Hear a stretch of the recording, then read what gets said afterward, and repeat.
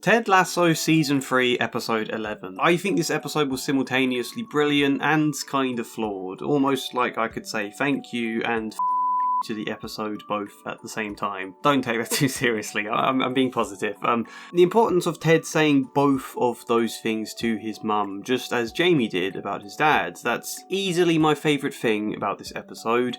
Or is it?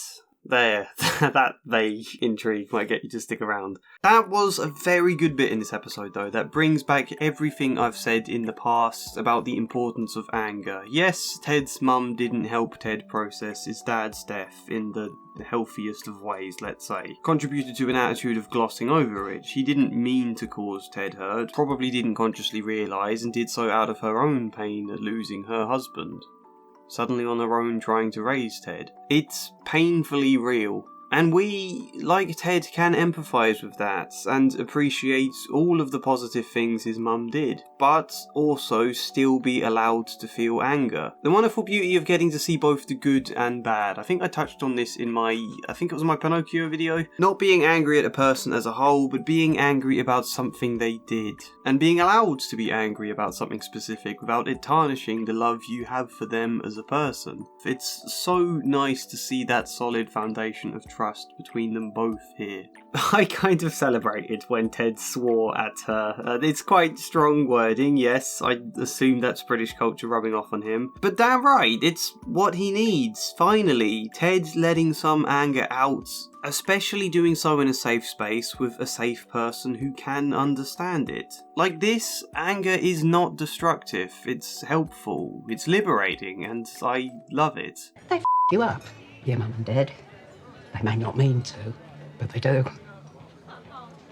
They fill you with the faults they had and add some extra, just for you. A classic Philip Larkin poem that is quite fitting here. Our parents do have a massive effect on us, both good and bad really, but it's not about blaming them. There's an empathy here, although I have never liked the final stanza, especially the lines, "Get out as early as you can.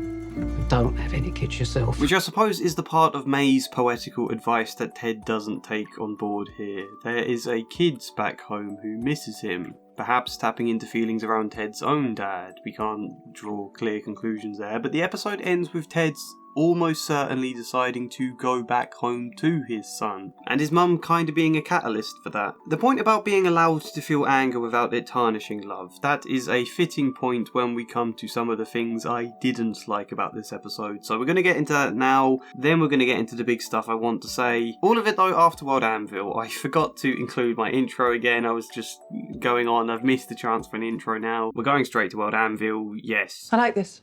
Oh, I mean, if you don't like that, you don't like ice cream. Yes, World Anvil are still sponsoring me. This is a company I genuinely love. I'm going to keep promoting and supporting them as long as I physically can. And all of you are going to listen intently. World Anvil is an online tool for world building, character creation, story planning and writing, campaign building and playing lots of different games. A load of useful stuff. I use it for my novel with the sprawling mess all of my world building turned into, and even just like, I was keen on my fictional town having a strong sense of community, so there was pages after page of who lives where, what do they think of their neighbours, where do they work, what are their opinions on local gossip. I don't know, a very big sprawling mess that World Anvil can really help to organise with hyperlinks, different categories, timelines. You can even completely build out of your own designed calendars. Again with hyperlinks attached to other articles and a map to link the different timeline events too if you fancy that. When there is so much detail it is hard to remember it all, and having something like this to just quickly glance at and see what happens where and when becomes so damn handy. And there are other tools as well. I've not used all of them yet myself, but all the ones I have used are pretty straightforward. They do have lots of tutorials for how to use everything, but I've never needed to watch them. I've just figured it out myself pretty easily. There is a link in the description, and as a pinned comment there is the code TREE, which entitles you to 40% off any of their yearly subscriptions. And if you want to try it out first, they have a free version. Test that out for as long as you like first. Get familiar with World Anvil. You know, if you're interested,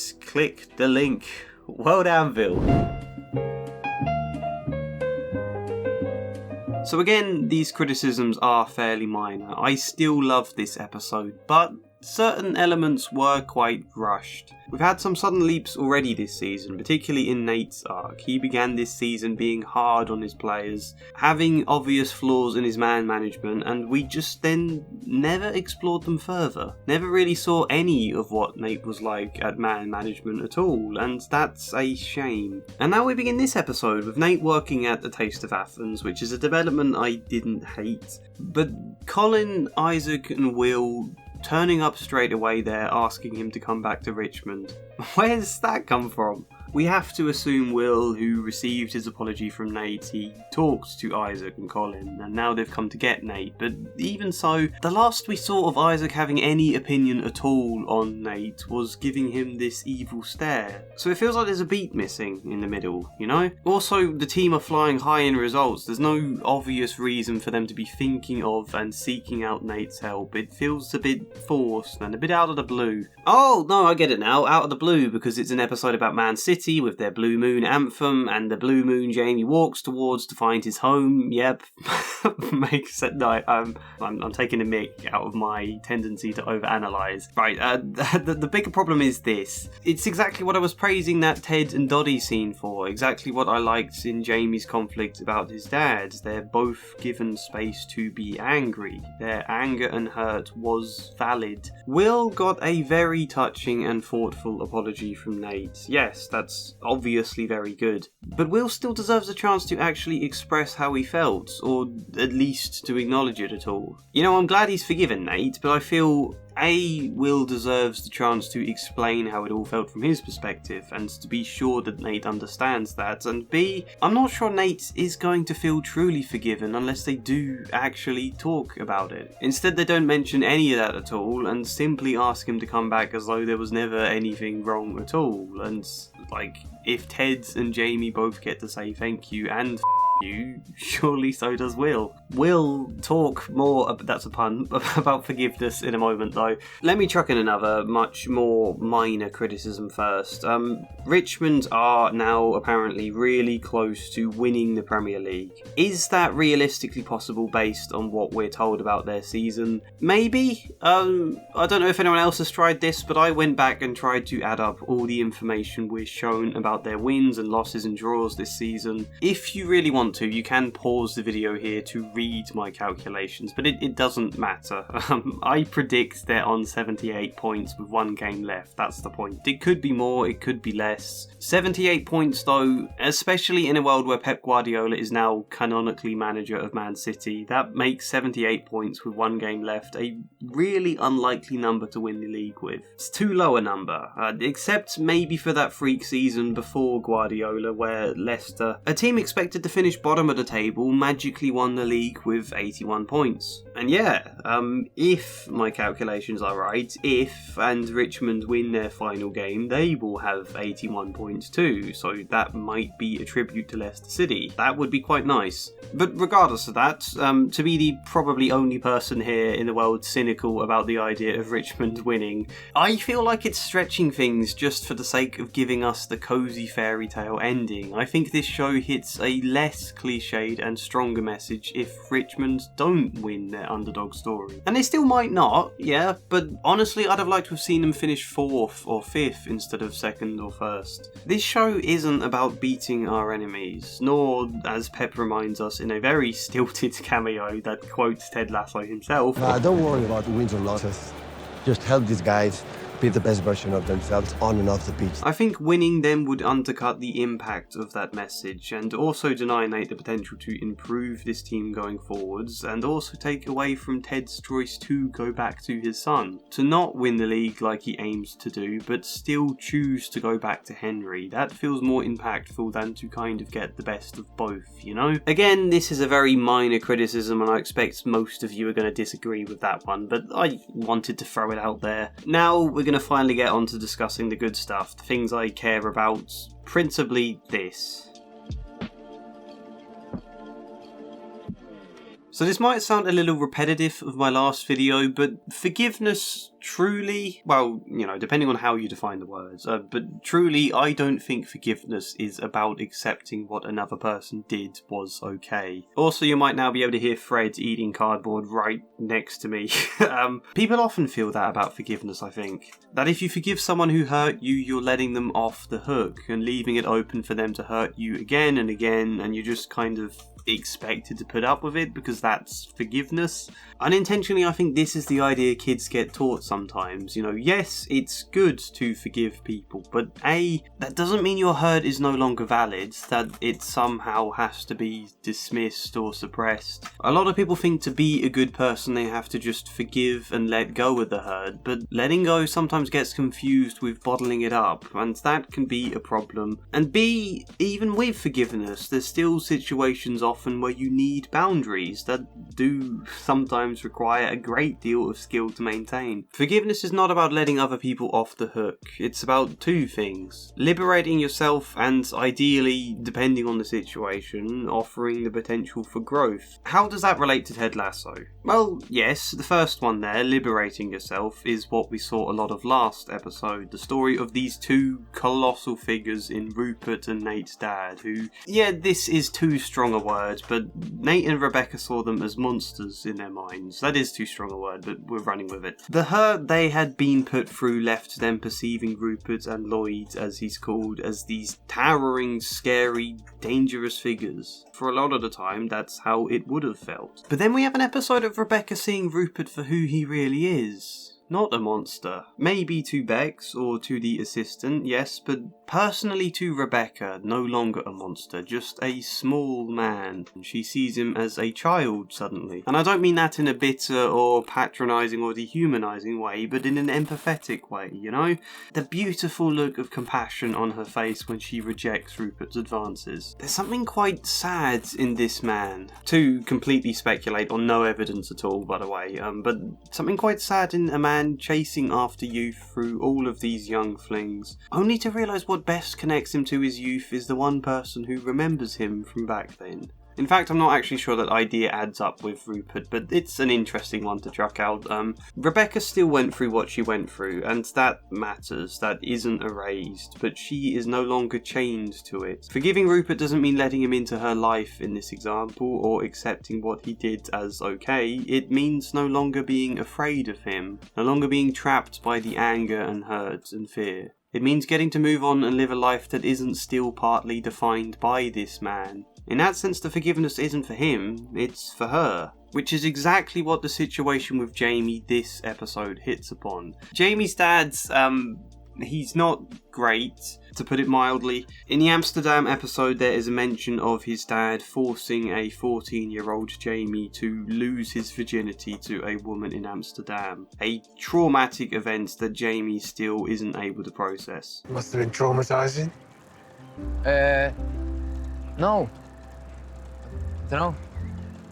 Don't remember. Jamie has a lot of rage towards his father that has been fueling his drive to be a footballer. And in a way, that's great. That's channeling a lot of pain into something really positive, and probably on an unconscious level helping to work through some of it. However, when this anger is his main drive, how do you move beyond it? Like Rebecca's desire to beat Rupert, he either remains chained to it, or if he does start to let go, what's left to fuel him instead? I think in Jamie then there is a really great example of how sometimes it's confusing, frightening, often very overwhelming to start to realise that the person you hate, or maybe idealise or have boxed off into whatever black and white category, to start to realise that that person isn't as simple as that. That how you feel about them might not be as simple as you thought it was. To rediscover their humanity in place of the projection. And yes, that can be incredibly liberating or relieving and all sorts, but initially it can also be really confusing and unsettling. I like that Jamie's arc highlights that. He's kind of gone from wanting to prove himself to his dad, to then wanting to prove his dad wrong, to now trying to find a space beyond that. And that's not the only motivation and thing going on in his storyline this episode, no, but it is one point that fits well into the stuff I'm banging on about here, so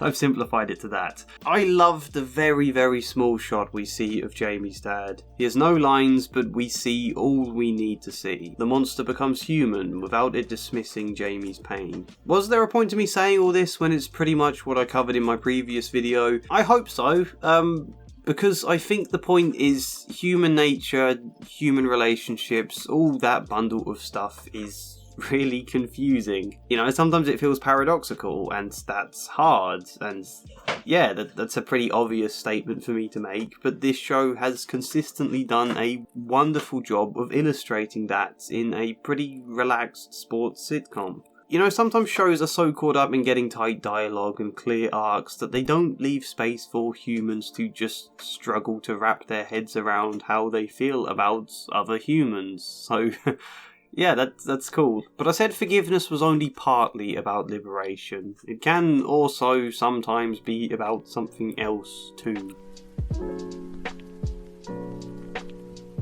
The rabbits are making so much noise at the moment, I don't know if you can hear any of this.